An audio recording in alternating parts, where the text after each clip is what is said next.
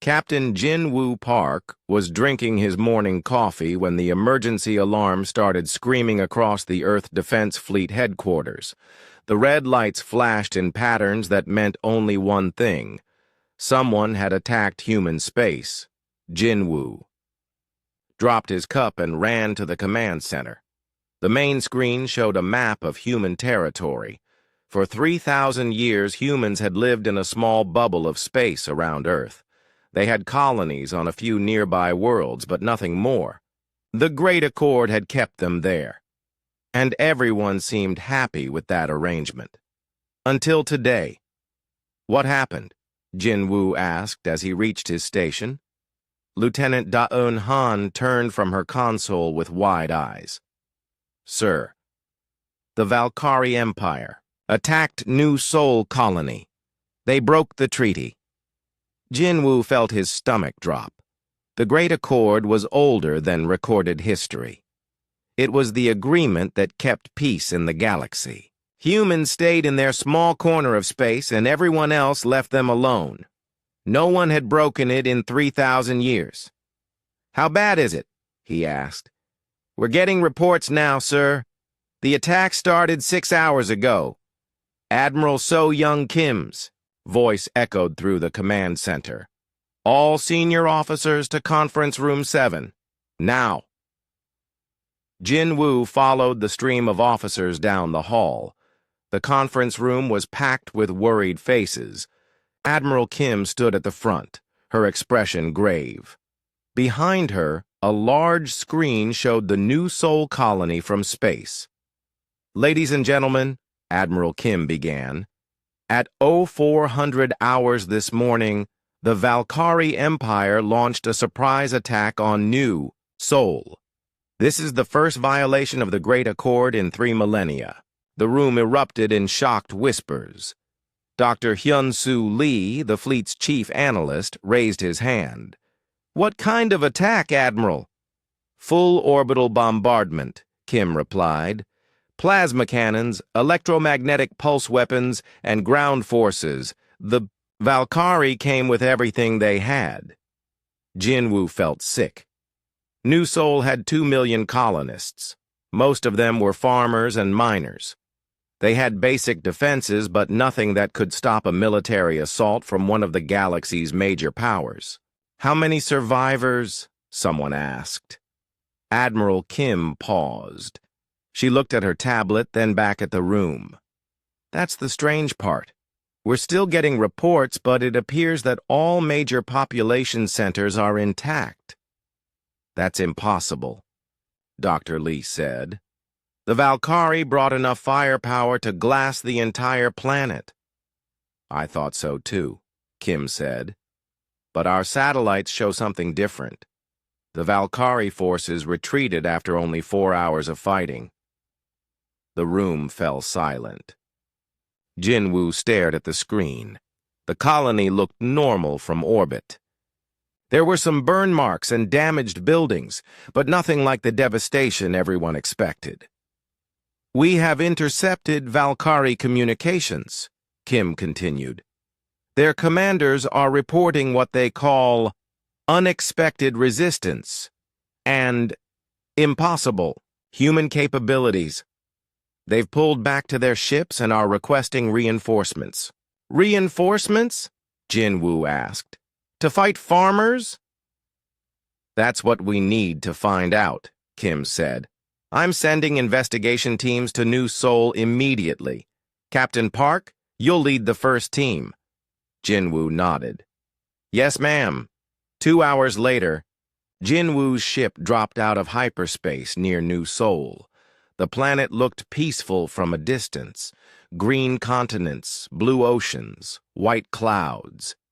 But as they got closer, he could see the signs of battle. Smoke rising from several cities, burned. Patches in the farmland and strange craters that glowed with residual energy. Captain, his pilot Soo-Jin Yoon called from the front of the ship. I'm picking up human communications from the surface. They're laughing, sir. Laughing? Yes, sir. Listen to this. The ship's speakers crackled to life. Jin Woo heard voices from the colony's main city. They were definitely laughing. Not the nervous laughter of people in shock, but genuine, happy laughter, like they had just heard the best joke of their lives. "This is colony control to approaching Earth ship," a cheerful voice said over the radio. "Welcome to New Seoul, Hope. You brought cameras. You're going to want pictures of this." Jinwoo grabbed the microphone. "This is Captain Park of the Earth Defense Fleet. Are you under attack?" "We're under attack," the voice replied, still chuckling. "Past tense. The Valkyrie showed up this morning with their fancy ships and energy weapons. Thought they'd have an easy time with us simple colonists." "What happened?" "Well, Captain, let's just say they were wrong.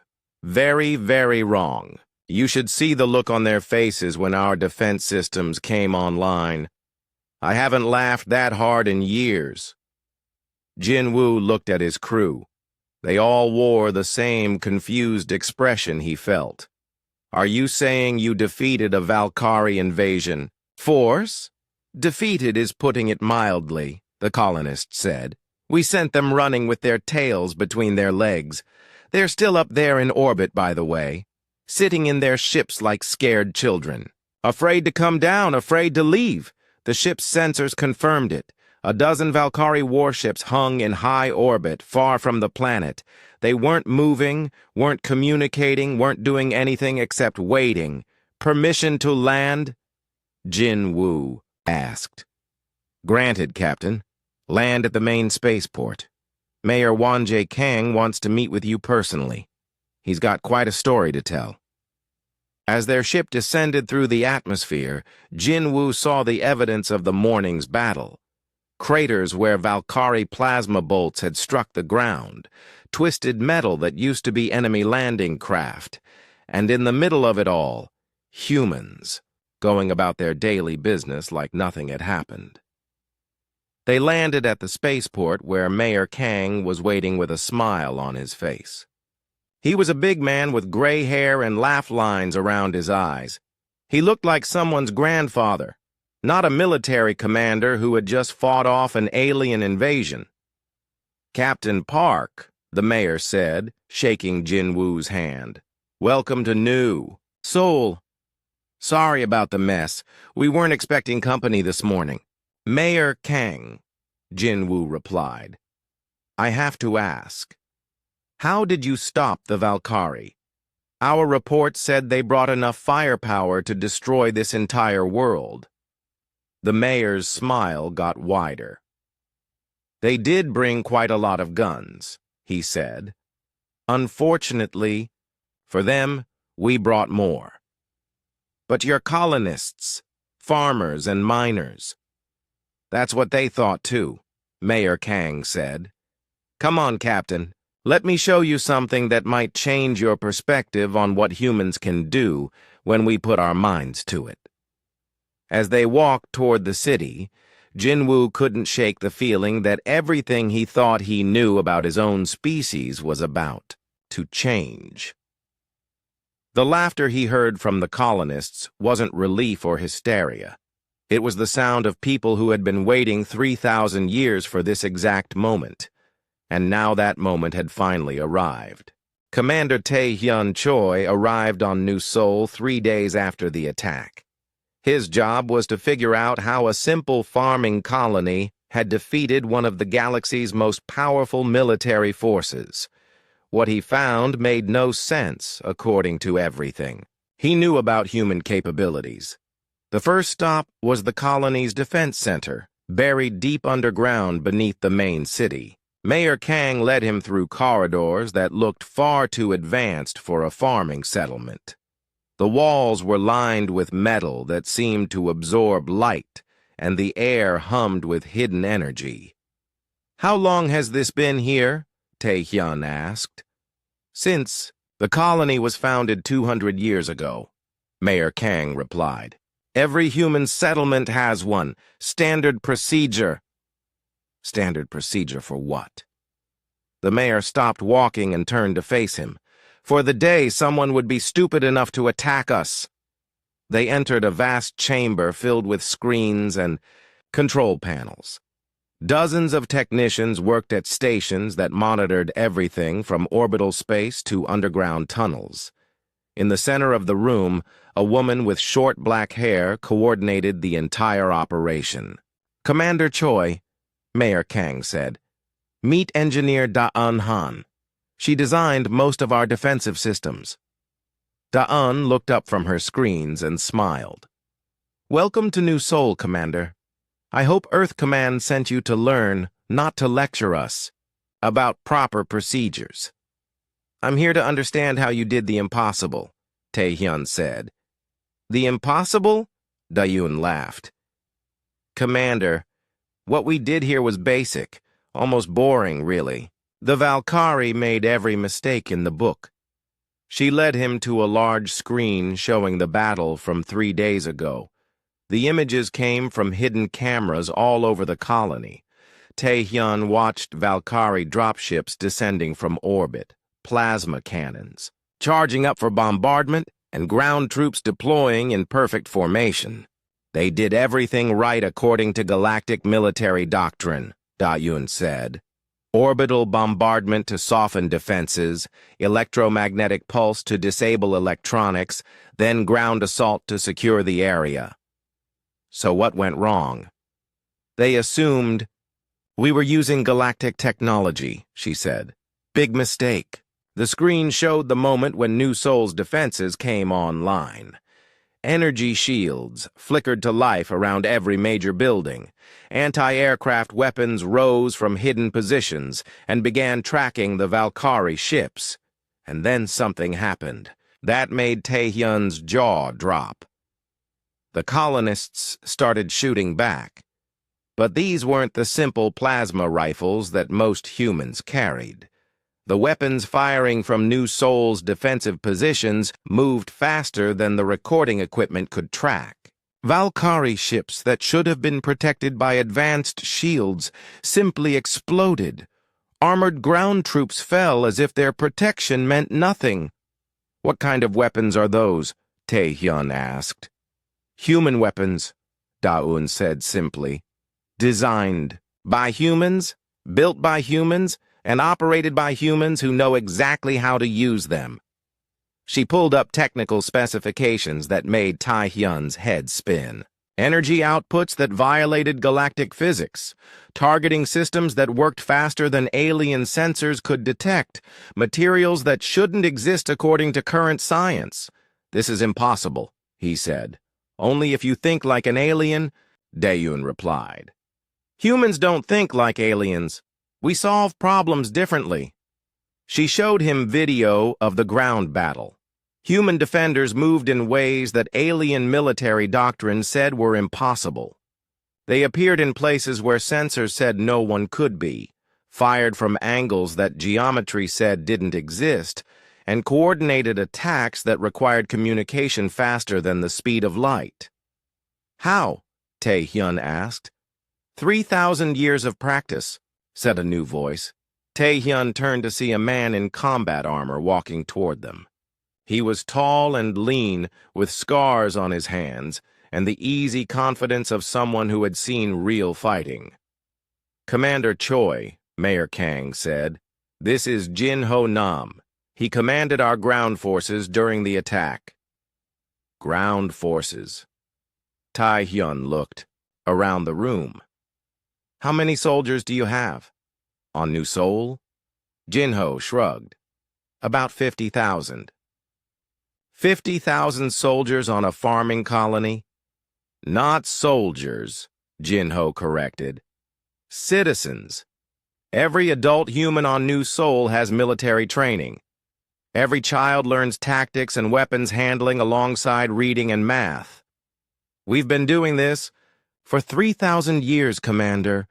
We're very good at it." Tae-hyun felt his worldview cracking. "But the Great Accord. Humans are supposed to be peaceful. You stay in your small territory and don't cause trouble." "We are peaceful," Jin-ho said. We stay in our territory and we don't cause trouble. But that doesn't mean we're helpless. Da-Yun brought up another screen showing the orbital battle. Tae-hyun watched a single human fighter pilot engage 12 Valkyrie interceptors.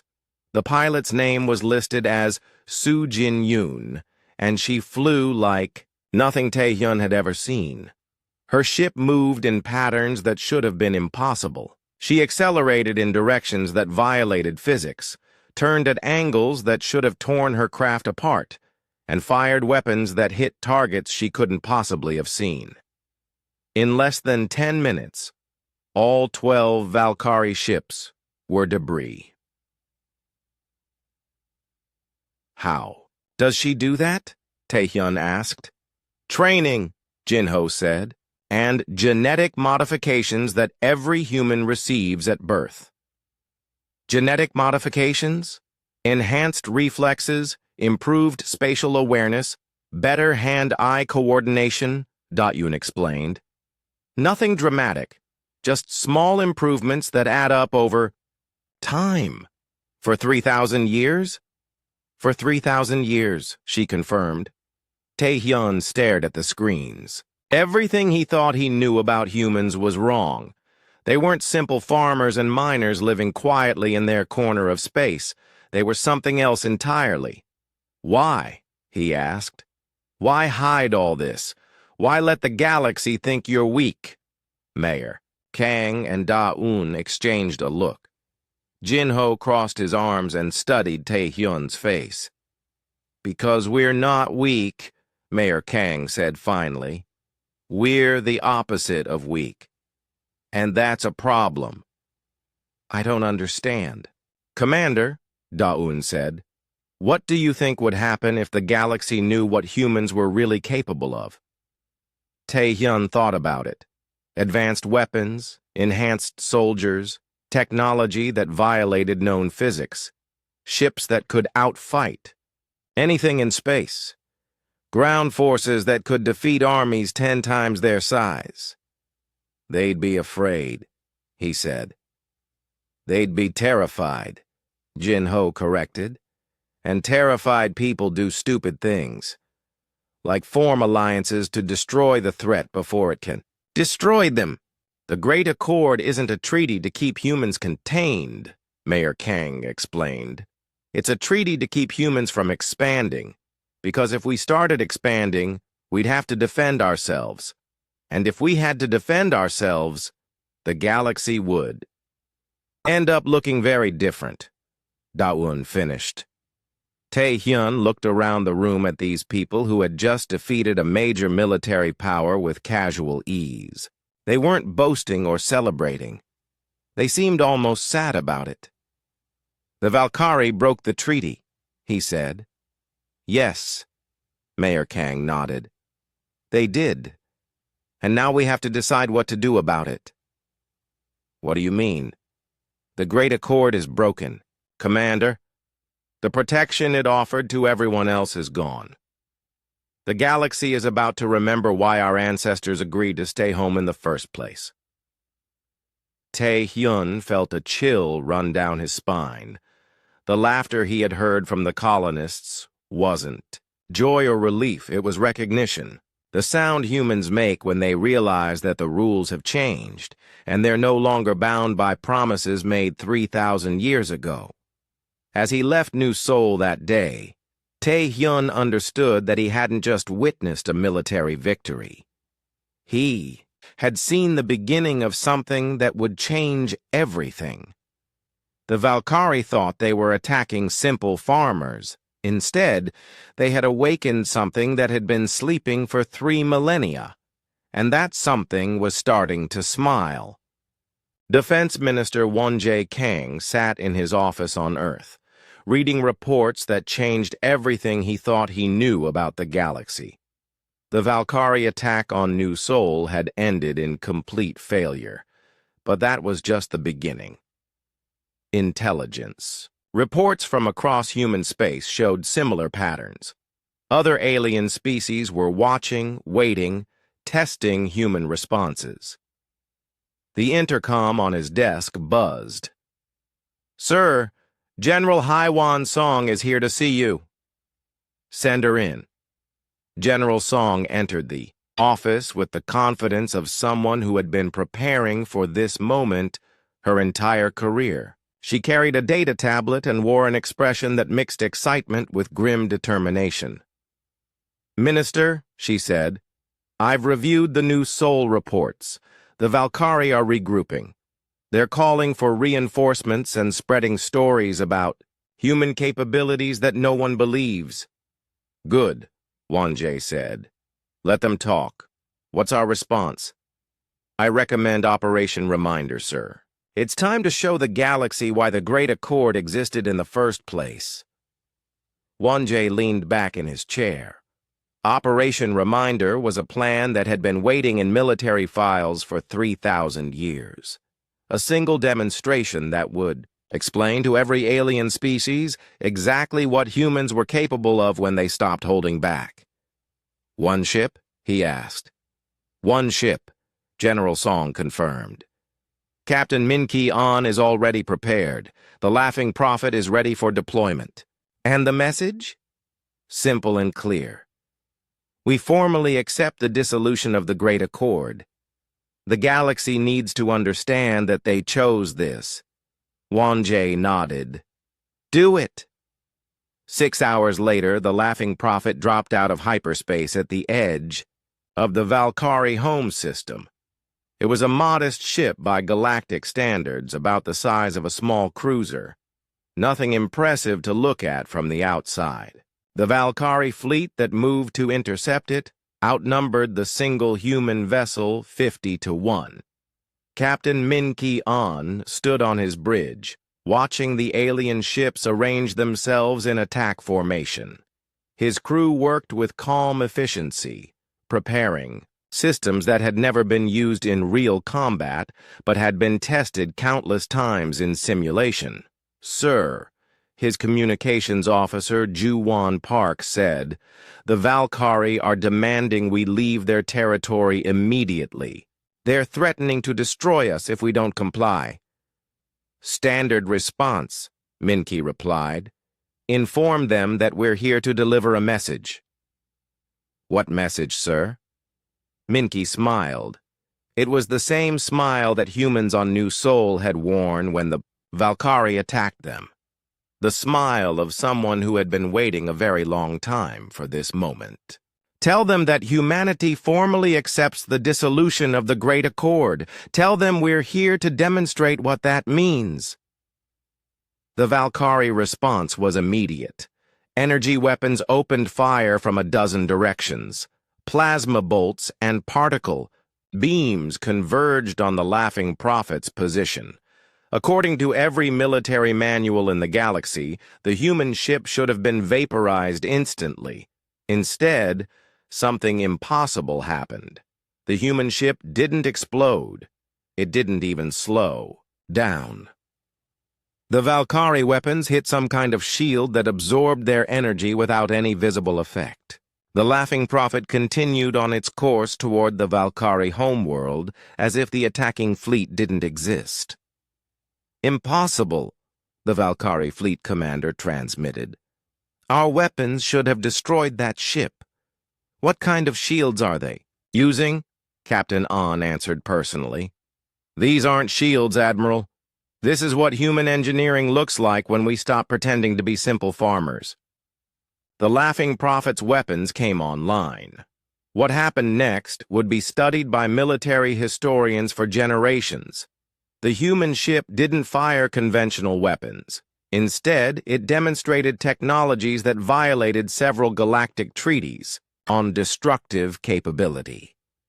Energy beams that moved faster than light, missiles that existed in multiple dimensions at once, and defensive systems that turned enemy attacks into fuel for human weapons. In 15 minutes, the entire Valkyrie home fleet was either destroyed or disabled. 50 ships, including their newest and most advanced designs, reduced to floating scrap metal. The Laughing Prophet hadn't taken a single point of damage. "This is Captain An to all Valkyrie forces," Minky transmitted. I'm now going to demonstrate what happens when humans get serious about warfare.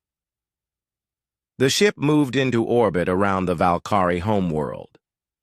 The planet below held 12 billion aliens who had never seen a human ship in their skies.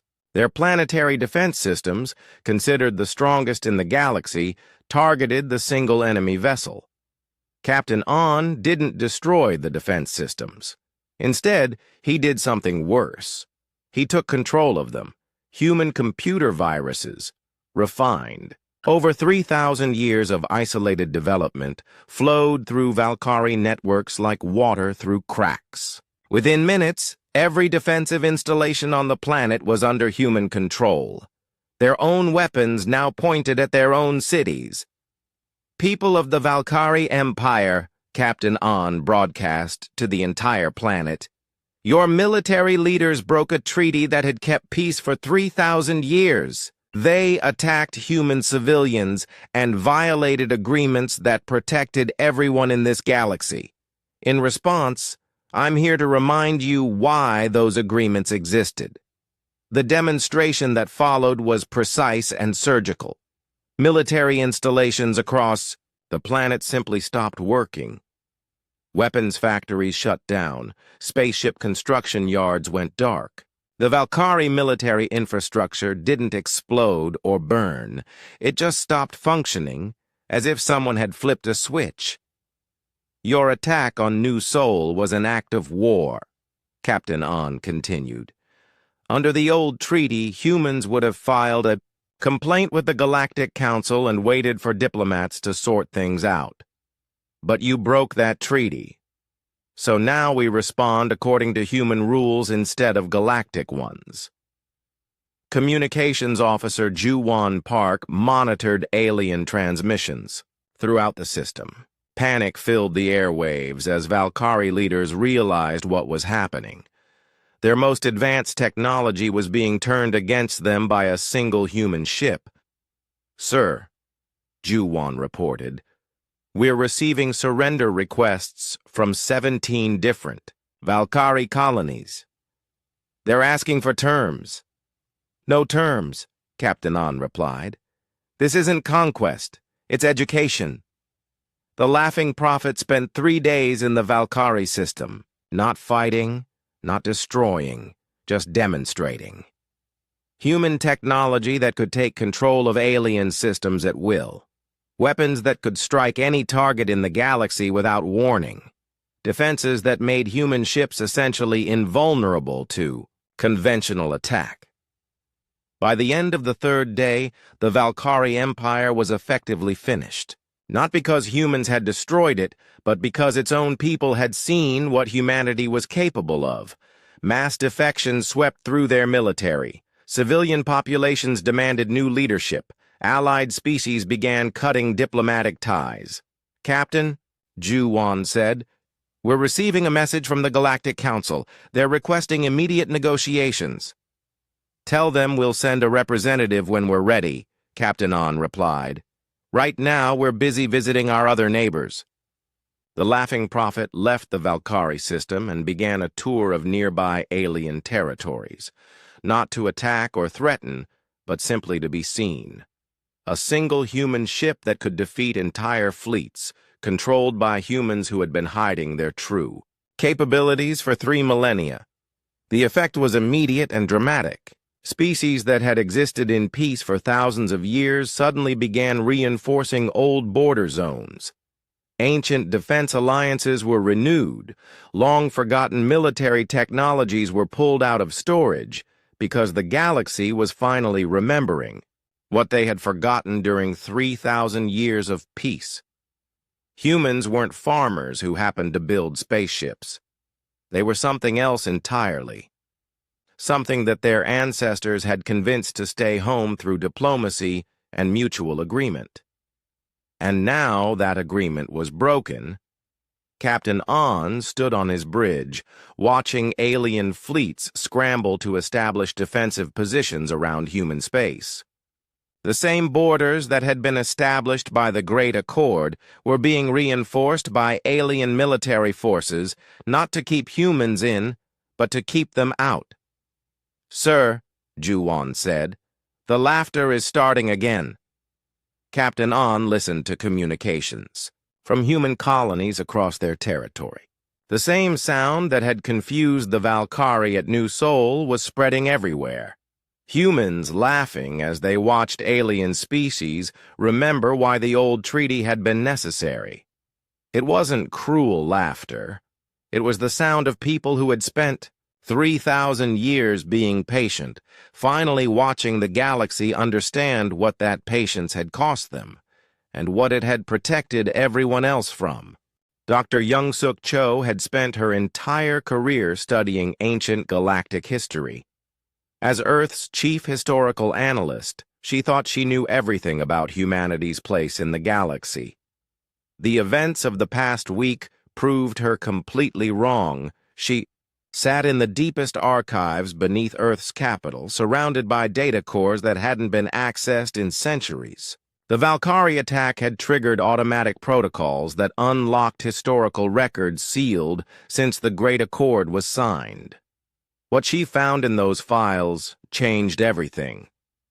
"Ambassador Soo-jin Ryu," she called on her communicator. "You need to see this immediately." Ambassador Ryu arrived within the hour, looking exhausted from dealing with panicked alien diplomats. Every species in the galaxy was suddenly very interested in talking to humans, and none of those conversations were going well.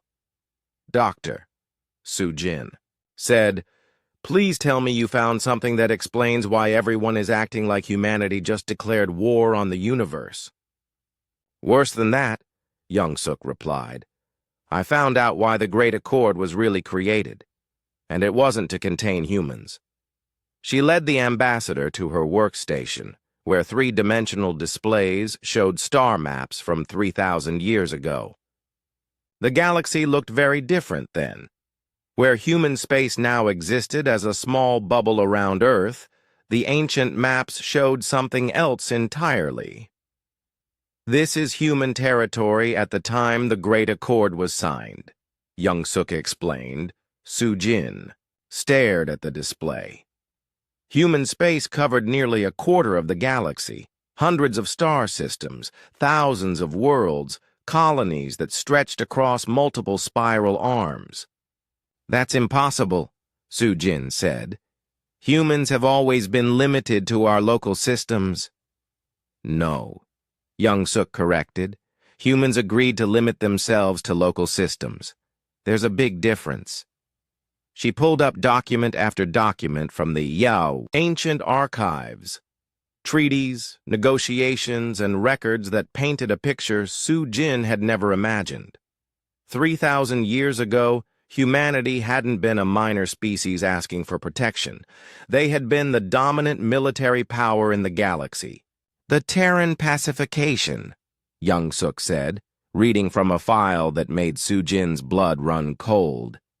"A coordinated effort by 47 alien species to convince humans to voluntarily restrict their expansion." Convince them how? By showing them what they were doing to everyone else. The records were brutal in their honesty. Human expansion hadn't been peaceful colonization. It had been a wave of settlement that left entire alien civilizations displaced or extinct. Not through deliberate genocide, but through something worse: indifference. Humans had settled worlds without noticing that other species lived there. They had strip-mined asteroid belts that alien civilizations needed for survival. They had built space stations in systems that blocked trade routes essential to galactic commerce. "We weren't evil," Young-Suk explained. "We were just so much better at everything that we didn't notice what we were doing to everyone else." The files showed human military technology from 3,000 years ago. Even then, it was decades ahead of anything aliens could build. Human ships that could travel faster, weapons that hit harder, defenses that lasted longer, and humans who bred faster, lived longer, and adapted quicker than any other known species. "So the aliens asked us to stop?" Soo-jin asked. They begged us to stop, Young-suk corrected. Look at this. She brought up a recording from the original negotiations. Alien ambassadors from dozens of species pleading with human representatives to accept voluntary isolation. They offered trade agreements, technology sharing, and cultural exchanges. Anything to convince humans to limit their expansion. And we agreed? We agreed because we realized what we were doing, Young-suk said. Humans aren't monsters. When we understood that our natural expansion was destroying other civilizations, we chose to stop. Soo-jin felt sick. The Great Accord wasn't a treaty to protect us from them. It was a treaty to protect them from us. Exactly. And now it's broken. As if summoned by their conversation, emergency alarms began sounding throughout the archives. Soo-jin's communicator buzzed with urgent messages from the diplomatic corps. She answered the most important one first. "Ambassador," said the voice of Fleet Admiral Dong-Woo Lim, "we have a situation. I need you to see this immediately." They rushed to the nearest communication center, where Admiral Lim appeared on the main screen. Behind him, Soo-jin could see the bridge of his flagship, the Song of Earth. The crew looked alert, but not alarmed, which somehow made everything more frightening. "Admiral, what's happening?" "We're receiving surrender requests," he said simply. "From who?" "Everyone. The Zellian Trade Federation just offered to pay tribute if we promise not to expand into their territory. The Crystalline Collective is requesting permission to evacuate 3 border systems. And the Valkyrie," he paused. "The Valkyrie Empire no longer exists." Soo-jin stared at him. "What do you mean?" "Mass defections across their entire military. Their government collapsed this morning. Individual Valkyrie colonies are declaring independence and asking for human protection from their own former allies." Young-suk checked her displays. Reports were coming in from across the galaxy. Species that had been allies for millennia were suddenly pointing weapons at each other. Ancient defensive pacts were being activated. Military buildups that hadn't been seen in thousands of years were beginning everywhere. "They're scared," Soo-jin realized. "Terrified," Admiral Lim confirmed. 3,000 years of peace just ended, and everyone remembers why it started. They're seeing human capabilities that their grandparents' had forgotten. The screen behind the Admiral, Soo-jin could see space filled with alien ships, not attacking, just watching, keeping a careful distance from the human vessel that could destroy all of them without effort. "What are your orders, Admiral?" "I don't have any," Lim replied. "I'm not here to conquer anything. I'm just flying my normal patrol route. But everywhere I go, alien fleets retreat, border stations shut down, trade routes close." Young-suk understood what was happening. The galaxy was remembering something it had forgotten. Humans weren't just another species among many. They were the reason the Great Accord had been necessary in the first place. "Sir," came a voice from Admiral Lim's bridge. "We're receiving a priority transmission from the Galactic Council." "Put it through." The screen split to show the emergency session of the Galactic Council. Representatives from hundreds of species filled the chamber, all talking at once. Soo-jin had never seen them this agitated. "Humans of Earth," the council speaker announced, "we formally request immediate negotiations to establish a new treaty. The old agreements are void, but we ask for your patience while new terms are arranged." Admiral Lim looked at Soo-jin. "Ambassador?" Soo-jin thought about everything she had learned in the past hour. 3,000 years of human patience. 3,000 years of voluntary isolation to protect species that couldn't protect themselves. 3,000 years of pretending to be weak so that everyone else could feel safe. Tell them we'll send a representative, she said finally. But this time, they negotiate with us as equals. Understood, Ambassador. The transmission ended, leaving Sujin and Youngsuk alone with the weight of galactic history. Around them, the archives hummed with activity as automated systems continued unlocking files that had been sealed for millennia. What happens now? Youngsuk asked.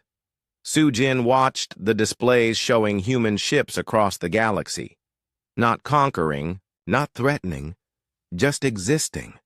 And that existence was enough to reshape the political structure of every major civilization. Now the galaxy learns what humans are really like when we're not trying to be harmless, she said. The Valkyrie thought they were attacking farmers. Instead, they woke up something that's been sleeping for 3,000 years. And what is that? Sujin smiled, and it was the same smile that humans throughout space were wearing as they watched the universe remember who they really were. The reason everyone else learned to get along in the first place. President Bo-Ra Shin stood before the Galactic Council for the first time in 3,000 years. The massive chamber held representatives from every major species in the galaxy, and all of them were staring at her with expressions that mixed fear, awe, and desperate hope. She had prepared for this moment her entire life, even though no one had expected it to come.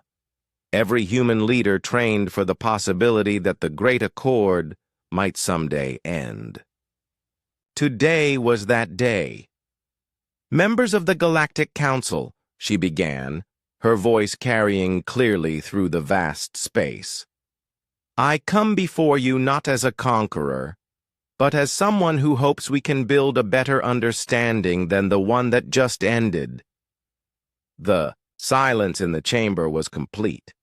Species that had argued loudly for centuries about trade routes and territorial disputes now sat quietly, waiting to hear what humanity would demand of them.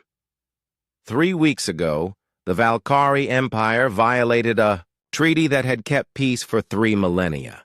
They attacked human civilians without warning or justification. Under the terms of the Great Accord, that action dissolved all agreements between our species and yours. Murmurs rippled through the assembly. The Valkyrie representatives, what few remained after their government's collapse, looked at the floor in shame. You have all seen what followed, President Shin continued.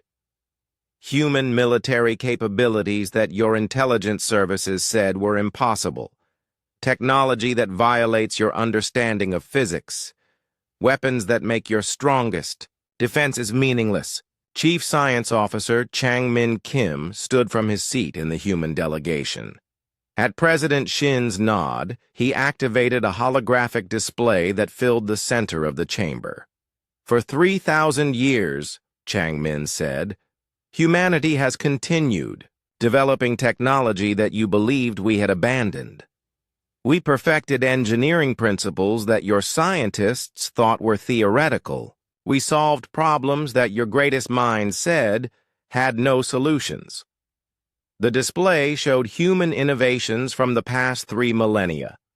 Energy systems that drew power from the quantum vacuum. Materials that existed in multiple dimensions simultaneously. Weapons that could strike targets across galactic distances without detection.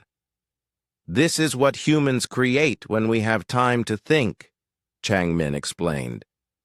3,000 years of peace gave us the opportunity to push every field of science to its absolute limits. The alien representatives stared at the display with expressions of wonder and terror. Technology that advanced should have made humanity the masters of the galaxy generations ago. Instead, they had kept it hidden and unused. Why? Asked the Crystalline Collective's ambassador. Why hide such capabilities? Why pretend to be weak when you could have ruled everything? President Shin smiled sadly. Because we learned what happens when humans don't pretend to be weak.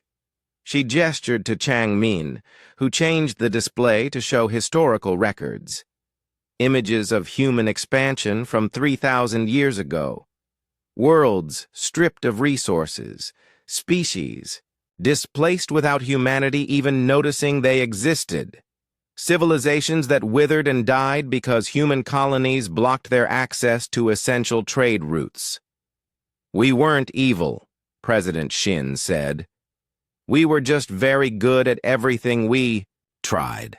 So good that we didn't realize what we were doing to everyone else.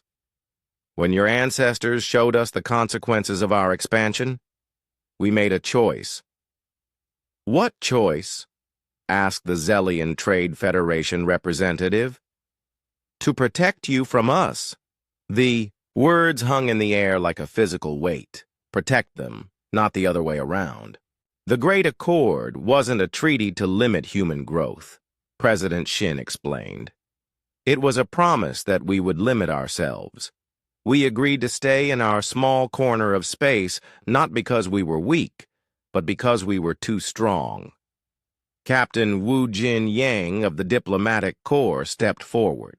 He had been chosen to deliver humanity's final message to the galaxy, and he carried the weight of 3,000 years of history in his words. For 3 millennia, he said, humans have been the galaxy's self-appointed guardians. We stayed, home not as prisoners, but as protectors. Every human colony has been a fortress designed to contain us, not to keep others out. The display showed the truth that no alien government had understood. Human settlements weren't simple farming communities. They were carefully designed pressure valves, allowing humans to expand just enough to remain stable while preventing the kind of explosive growth that had nearly destroyed galactic civilization 3,000 years ago. Every human child learns about the responsibility we carry, Captain Yang continued. We are stronger, faster, smarter, and more adaptable than any other known species. Left unchecked, we would dominate everything without meaning to. So we check ourselves. But the Valkyrie attack changed that, President Shin said. They broke the agreement that protected all of you from us, and now we must decide what comes next. The chamber erupted in panicked voices. Representatives demanded to know humanity's intentions. Some begged for mercy. Others offered tribute or territorial concessions. A few brave souls asked what it would take to restore the old agreements. President Shin raised her hand for silence, and the entire chamber obeyed instantly. Humanity has no interest in conquest, she said. We don't want your worlds, your resources, or your submission. We never did. What we want is the same thing we've always wanted. To live in peace, without accidentally destroying everyone around us. Then what do you propose? Asked the council speaker. A new understanding, President Shin replied. No more pretending that humans are just another species. No more treating us as equals when we clearly aren't. And no more assuming that our restraint is weakness. Changmin activated a new display showing proposed treaty terms. They were surprisingly simple. Humans would continue to limit their expansion, but the limits would be honest ones, based on real human capabilities rather than fiction designed to make everyone feel better. Under the new accord, President Shin explained, humans will expand, slowly and carefully. We will announce our intentions decades in advance. We will assist with relocating any species that might be affected by our growth, and we will maintain the technology necessary to defend ourselves against anyone who thinks our caution is an invitation to attack. And if we refuse? Asked a representative from the Sector Defense Alliance. Captain Yang smiled, and it was the same smile that humans had been wearing for weeks. Not cruel or threatening, just infinitely patient. Then you'll learn what the galaxy looks like when humans stop caring about everyone else's feelings, he said. We tried that approach once before. Your ancestors didn't like the results. The negotiations took 3 days. Not because the terms were complex, but because every species needed time to accept the reality of their situation. Humanity wasn't asking for permission to become the dominant power in the galaxy. They already were the dominant power. They were offering to continue limiting themselves in exchange for respect and recognition. The new accord was signed by every major species within a week. Unlike the Great Accord, this treaty had no mysterious clauses or hidden terms. It stated clearly that humans were the strongest military force in the galaxy, that they would use that strength responsibly, and that anyone who attacked human civilians would face consequences beyond their imagination. President Shin returned to Earth with a treaty that would keep peace for another 3,000 years if everyone was smart enough to follow it.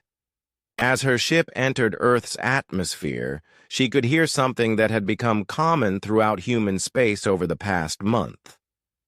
Laughter.